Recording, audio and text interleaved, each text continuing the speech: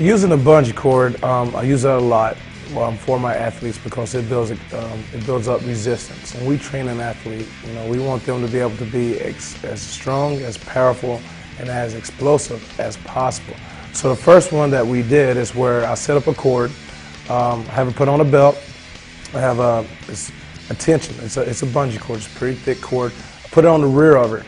What that is incorporating is that she's got to be able to drop with enough force to come through that pitch, that explosion of coming off the mound, feeling that tension to where once that bungee cord is pulled off, that tension has been built, the body has been strengthened. It's like you're adding extra pounds of pressure to your movement.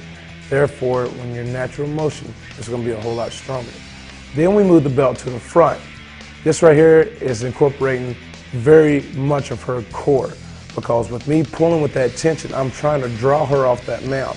She has to lock her core in order to stay in her position, in her beginning stance, in her pitching motion.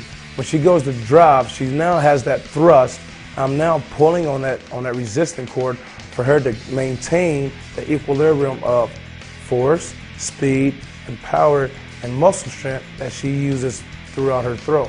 It comes up to the coach when you're dealing with the cords. You can have too much tension on that cord to where it's not going to benefit the athlete at all. It strictly comes down to the coach being knowledgeable and educated. It can't hurt you.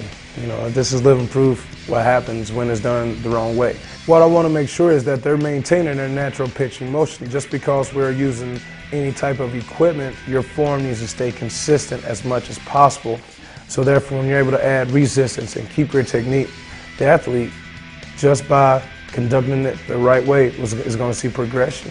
3 rounds of 8 to 10 reps from the back, 3 rounds of 8 to 10 in the front, with enough time because you are using resistance, so the legs are being exerted a lot. Now I'm giving you in between each round 1 to 2 minutes.